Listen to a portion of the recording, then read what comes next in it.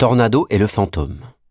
Dans la maison qui flotte, les murs transparents permettent de regarder passer les bateaux. D'après celui qui se croit mon maître, c'est comme aller au cinéma.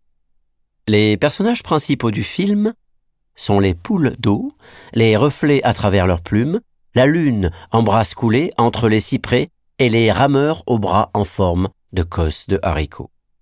Un peu plus loin, passe le petit train des canards, sous le regard du ragondin aux dents de fumeur de gitane.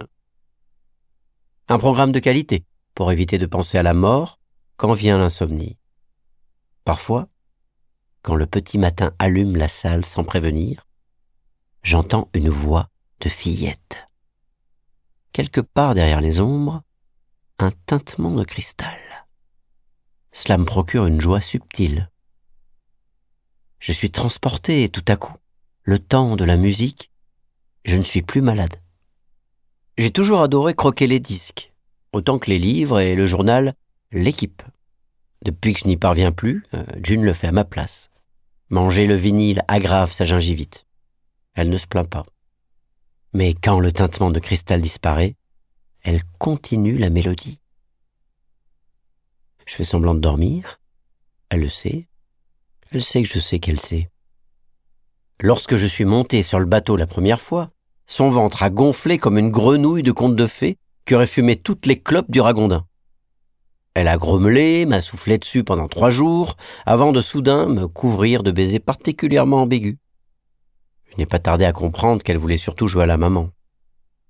J'étais déjà en surdose de baisers, avec ceux qui se croient mes maîtres, mais je laissais faire. J'aurais préféré me consacrer à lui manufacturer tout un tas de chatons, mais j'ai dû accepter d'être le sien. Le plaisir que cela lui procurait a eu raison de mes pudeurs de gasoil, comme elle dit. June m'appelle tourne-dos, alors que je n'ai rien d'une blanquette de veau. Son vocabulaire dépend d'une sorte de tirage du loto des voyelles puis des consonnes qui composent ses inventions poétiques involontaires.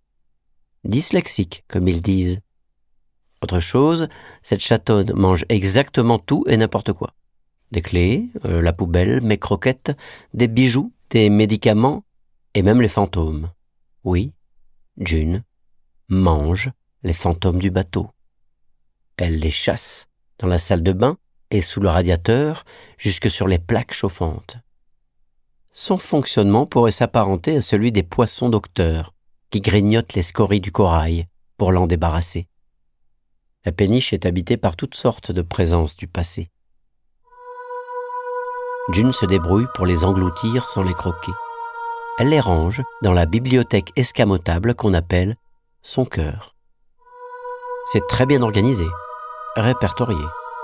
Cela évite à ceux qui se croient mes maîtres de se prendre les pieds dans leurs souvenirs.